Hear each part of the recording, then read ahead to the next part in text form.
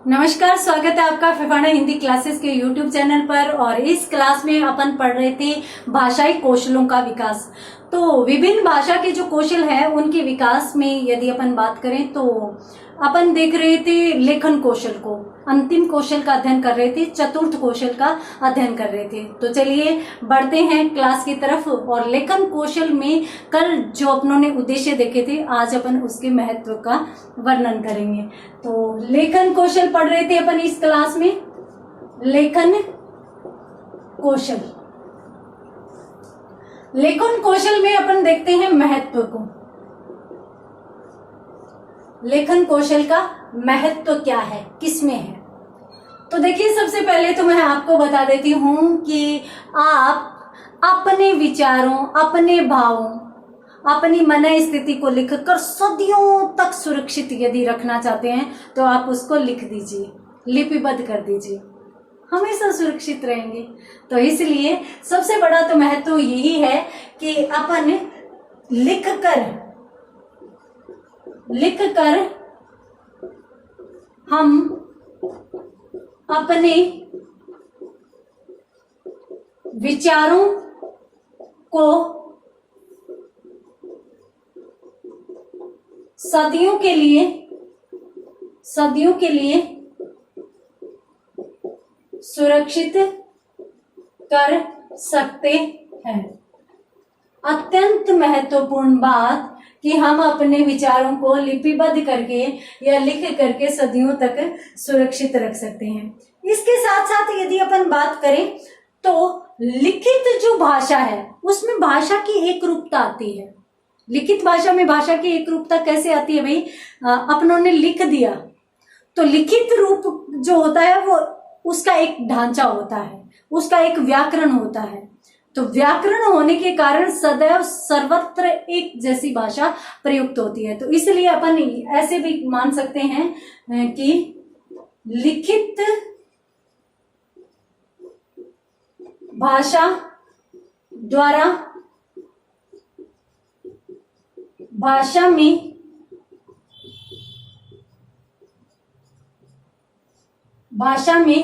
एक रूपता आती है।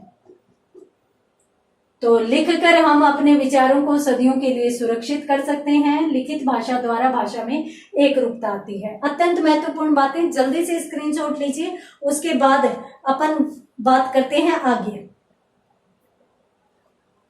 कोई भी भाषा ले लीजिए, कोई भी संस्था ले लीजिए, सब जगह जो रिकॉर्ड रखे जाते हैं वो लिख कर ही रखे जाते हैं। और यदि लेखन न हो, यदि भाषा का लिखित रूप न हो तो शायद हमारे पास कुछ भी नहीं हो आज।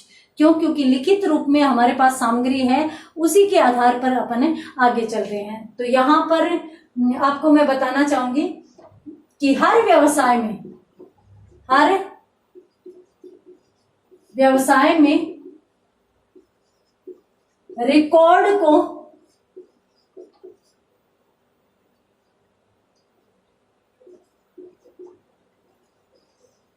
लिखित रूप में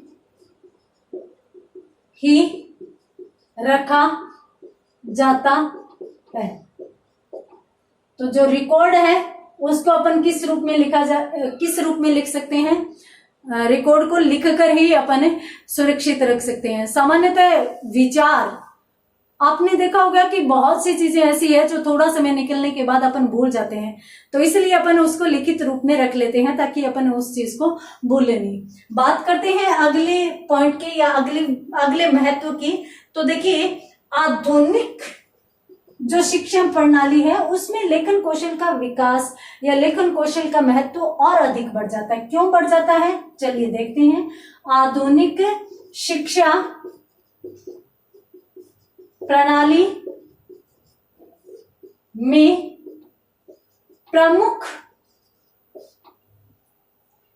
जो आधुनिक शिक्षा प्रणाली है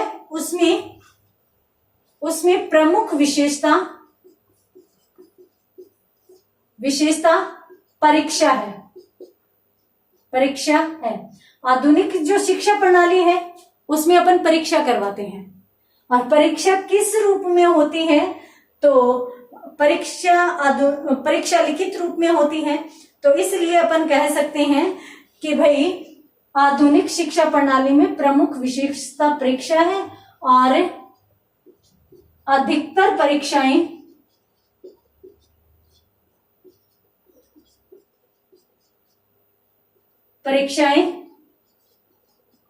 लिखित रूप में ली जाती है और इसलिए भी लेखन कौशल का महत्व और अधिक बढ़ जाता है। तो यहाँ पर लेखन कौशल के महत्व की अपन बात कर रहे हैं। आप सदियों तक डेटा सुरक्षित रख लीजिए, रिकॉर्ड रख लीजिए, आप परीक्षा करवा लीजिए, सब जगह लेखन कौशल का ही महत्व माना जाएगा। यहाँ तक कि आप अगर दिमाग में कोई बात है तो वो याद नहीं रहती, डिलीट हो जाती है, जबकि लिखी हुई बात को आप कभी भी निकाल कर पढ़ सकते हैं, दोबारा रिकॉल उसको कर सकते हैं। तो इसलिए अपन यहाँ पर ये कह सकते हैं कि भी रिकॉर्ड के रूप में रखी जाती है। साथ साथ आधुनिक जो शिक्षा प्रणाली है उसमें भी प्रमुख विशेषता क्या है, परीक्षा है, और उसकी प्रमुख विशेषता परीक्षा और अधिकतर जो परीक्षाएं हैं वो लिखित, हालांकि मौखिक रूप में होती है, परंतु मौखिक परीक्षाएं ज्यादा नहीं होती, आधुनिक शिक्षा प्रणाली में कम होती है। जैसे अपन यदि बात करें कि इंटरव्यू की, तो इंटरव्यू लगभग तो परीक्षाओं में हटाया जा रहा है, कुछ परीक्षाओं में है और उसका वेटेज बहुत कम है। तो ज्यादातर परीक्षाएं लिखित रूप में है। लिखित रूप में परीक्षाएं अपन तभी दे पाएंगे जब अपने लेखन कौशल का विकास हो चुका है। तो जल्दी से इसका भी स्क्रीनशॉट लीजिए, उसके बाद अपन बात करते हैं आगे। यदि आप साहित्य पढ़ना चाह रहे हैं और आप साहित्य के माध्यम से थोड़े से पहले के समय को याद करिए, जिस समय हमारे पास न मोबाइल था न टीवी था, उस समय लोग मनोरंजन का साधन कौन सा अपनाते थे, साहित्य को अपनाते थे। लोग पढ़कर मनोरंजन करते थे, साहित्य सुनकर मनोरंजन करते थे। तो यदि साहित्य हमारे पास आज उपलब्ध है तो वो किस रूप में है, लिखित रूप में है। तो लिखित रूप में साहित्य होने के कारण ही अपन उसको पढ़ रहे हैं और अपन उसको उससे संबंधित ऐतिहासिक तथ्यों का ज्ञान भी प्राप्त कर रहे हैं। तो अपन ये भी कह सकते हैं कि लिखित भाषा ही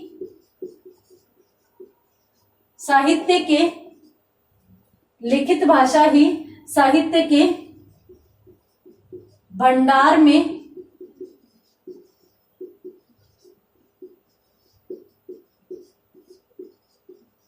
वृद्धि करती है।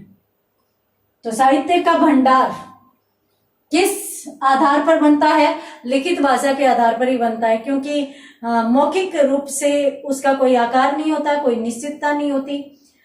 इसके साथ साथ अगर अपन बात करें तो देखिए, शिक्षण के समय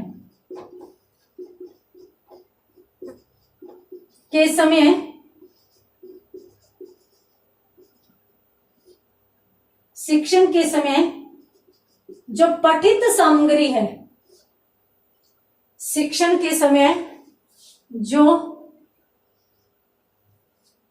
पठित सामग्री है, उसको पठित सामग्री को संगठित करने या संगठित कर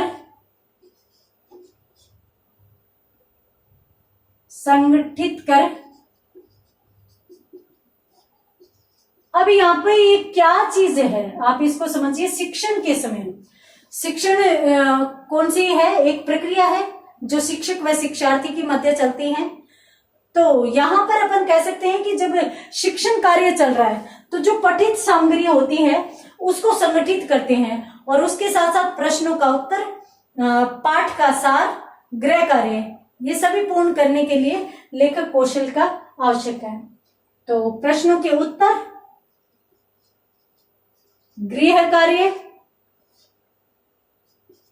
पाठ का सार